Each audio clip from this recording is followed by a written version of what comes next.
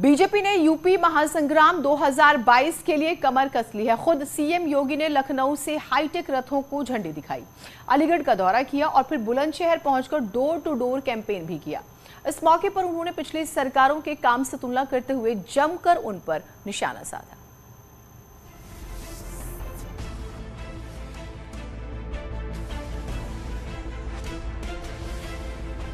BJP ने विधानसभा चुनावों के लिए अपना प्रचार तेज कर दिया है।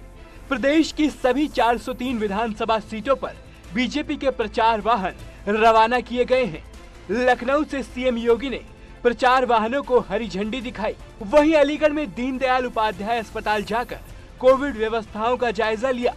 इसके बाद बुलंदशहर में सीएम योगी ने बीजेपी के लिए डोर टू डोर प्रचार किया। लखनऊ से सीएम योगी ने प्रचार वाहनों को हरी झंडी दिखाई। इस दौरान केंद्रीय मंत्री अनुराग ठाकुर, प्रदेश अध्यक्ष स्वतंत्र देव सिंह और दोनों डिप्टी सीएम भी मौजूद रहे। बीजेपी की जन विश्वास यात्रा के रथ के बाद अब पार्टी डिजिटल रथ का सहारा लेने जा रही है। यूपी की सभी 403 विधानसभा सीटों पर ये डिजिटल रथ जाएंगे।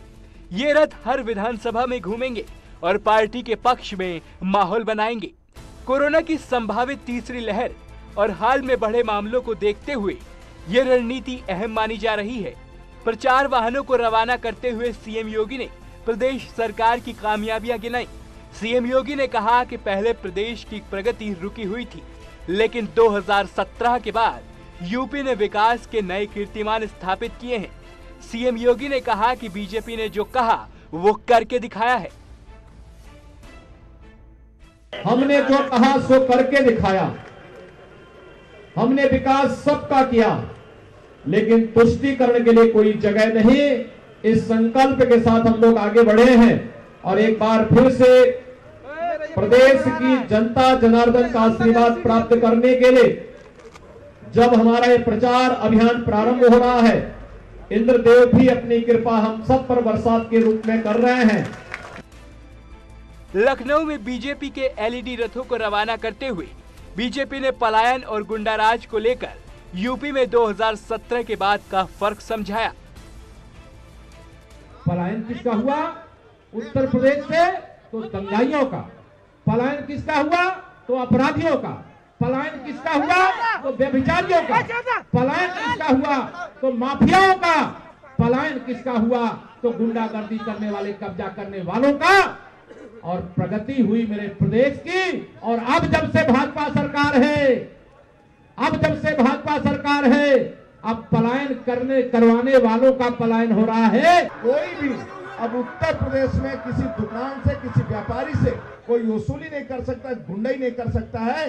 गुंडागर्दी समाप्त करने का काम किया हूं। और मित्रों, ऐसे भ्रष्ट और बेईमानों के प्रॉपर्टी पर बुलडोजर चलाने वाली पहली उत्तर प्रदेश की सरकार कोई है, तारण योगी सरकार है। मित्रों, जनता को भारतीय जनता पार्टी की उपलब्धियां जन जन तक पहुंचाने के लिए, मोदी योगी सरकार की उपलब्धियां पहुंचाने के लिए काम कर रहे हैं। और 5 कार्यकर्ताओं ने 5 अलग अलग विषयों को लेकर यहाँ पर प्लेकार्ड भी पकड़े थे, जहां हमने कहा है बिना भेदभाव, बिना भ्रष्टाचार दिया रोजगार, वहीं पे गरीब के घर द्वार मुफ्त में पहुंचाया राशन।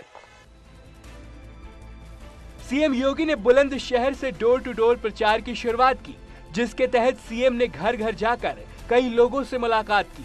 इस बीच जब सीएम योगी को कुछ बच्चे दिखाई दिए तो खुद को रोक नहीं पाए और उनको दुलार भी किया। इस दौरान लोगों ने जगह जगह सीएम का फूलों से स्वागत किया। इससे पहले मुख्यमंत्री ने प्रबुद्ध वर्ग को संबोधित किया और कहा कि सीएए के विरोध में बुलंदशहर में कुछ असामाजिक तत्वों ने सरकारी संपत्ति को नुकसान पहुंचाया था, जिसकी भरपाई सरकार ने सख्ती से की। जिस प्रदेश में 12 से 17 के बीच में हर तीसरे दिन एक दंगा होता था, क्या कोसी कला का दंगा, क्या मुजफ्फरनगर का दंगा, क्या बुलंदशहर का उपद्रव, क्या मेरठ के दंगे, सब जगह दंगे दंगे यही होते थे।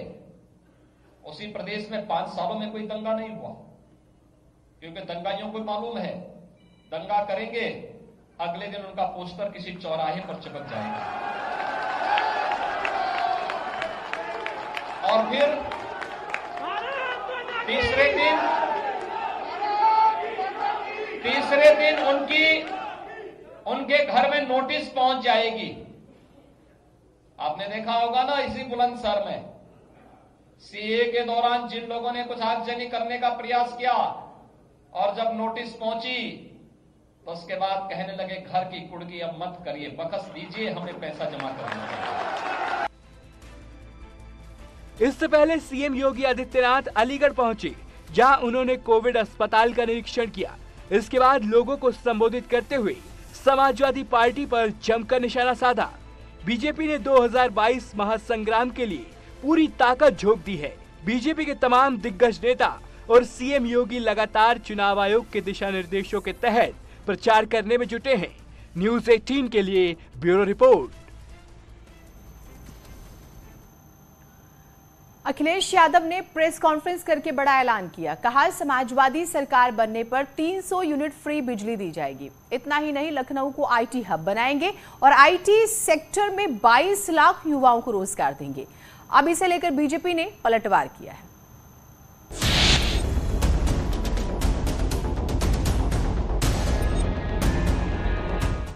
अखिलेश यादव ने करहल से विधानसभा चुनाव लड़ने का औपचारिक ऐलान कर दिया है। वहीं इस दौरान अखिलेश यादव ने एक बार फिर कहा कि सरकार बनी तो 300 यूनिट फ्री बिजली दी जाएगी।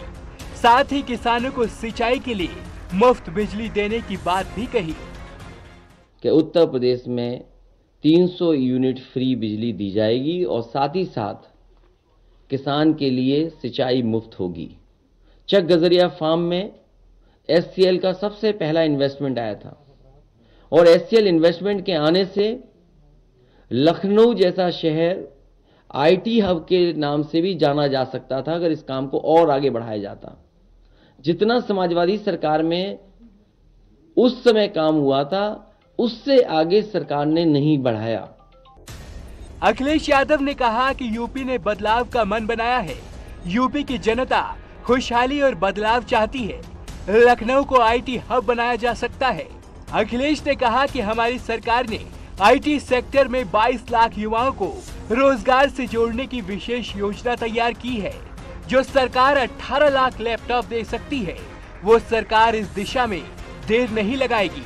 ये नौकरी आईटी सेक्टर वालों को मिलेगी। 22 में जब सरकार बनेगी तो 22 लाख नौजवानों को उससे ज्यादा सीधा रोजगार से जोड़ने का काम और उस तरह के फैसले, उस तरह की पॉलिसी बनाने का काम समाजवादी सरकार में होगा। इसलिए नौकरी और रोजगार संकल्प श्रृंखला में पहला ये है आईटी सेक्टर में कि समाजवादी सरकार बनेगी तो 22 लाख बच्चों को इससे सीधा कैसे उन्हें नौकरी मिले, रोजगार मिले, उसके लिए सरकार काम करेगी। और जो पार्टी जिस सरकार में 18 लाख से ज्यादा लैपटॉप बांट सकती है तो 22 लाख रोजगार देने में और उस दिशा में काम करने में समाजवादी लोगों को समय नहीं लगेगा। अखिलेश के आईटी सेक्टर में 22 लाख जॉब के ऐलान को लेकर बीजेपी ने पलटवार किया। लखनऊ में केंद्रीय मंत्री अनुराग ठाकुर ने अखिलेश पर पलटवार करते हुए कहा कि अखिलेश के आईटी का मतलब इनकम फ्रॉम टेरर था। नाहिद हसन और मुख्तार अंसारी एसपी के ब्रांड एम्बेसडर हैं। वहीं यूपी सरकार में मंत्री सिद्धार्थ नाथ सिंह का कहना है कि जब उनकी सरकार थी तब जॉब देने की याद क्यों नहीं आई। पिछली जब सत्ता थी तो लैपटॉप जब खोलते थे तो वो जैम हो जाता था, वो किसी काम का नहीं था। और इसी प्रकार से वो अब आईटी हब की बात कर रहे हैं। अरे जब आप थे तो आपने क्यों नहीं किया आईटी हब? उसको यूपी की सरकार जब योगी जी की आती है तो बनता है। तो इस प्रकार की जो आप वायदे कर रहे हैं वो साफ दिखा रहा है अखिलेश जी आप डरे हैं, घबराए हैं, आपकी जमीन खिसक गई है और आपको अपनी हार 10 मार्च को जरूर दिख रही है। और जहां एक और अखिलेश जी से मैं कहना चाहता हूं, अखिलेश जी के समय तो आईटी के सेक्टर का पलायन हो रहा था क्योंकि उन लोगों ने अपनी जो उनकी अखिलेश जी की सोच आईटी की है, income from terror. Akhilesh ji के लिए आईटी है इनकम फ्रॉम टेरर और उनके ब्रांड एम्बेसडर कौन थे? नाहिद हसन, मुख्तार अंसारी और यूनुस खान। यही नहीं, अतीक अहमद से लेकर बाकी नाम गिने जाएं, ये इनके आईटी के ब्रांड एम्बेसडर थे। इनकम फ्रॉम टेरर, और इनके ही टेरर के कारण प्रदेश के युवाओं को नौकरियां नहीं मिल पाती थी, क्योंकि उस समय दबंगइयों, माफियों के, अपराधियों के कारण कोई उद्योग लगाने उत्तर प्रदेश की ओर नहीं आता था। पिछले 5 वर्षों में योगी जी की सरकार में उत्तर प्रदेश में अपराधियों, माफियों और दंगइयों के खिलाफ कड़ी कार्रवाई हुई, और इनकम फ्रॉम टेरर वाले जो आईटी, अखिलेश जी का आईटी है इनकम फ्रॉम टेरर, उसको भी यहां से बाहर करने का काम किया, और सही मायने में इंफॉर्मेशन टेक्नोलॉजी के सेक्टर को यहां आकर लाखों लोगों को रोजगार देने का काम हमने किया है। एसपी के अध्यक्ष अखिलेश यादव का कहना है कि आईटी सेक्टर के लिए यह पहला संकल्प है। इससे आईटी सेक्टर के 22 लाख युवाओं को रोजगार समाजवादी पार्टी सरकार बनने पर देगी। वहीं बीजेपी ने पूछ लिया है कि 2017 से पहले उनकी ये प्लानिंग कहां थी, और इस बात की क्या गारंटी है जो जॉब पहले नहीं दे पाए वो अब दे पाएंगे। न्यूज़ 18 के लिए ब्यूरो रिपोर्ट।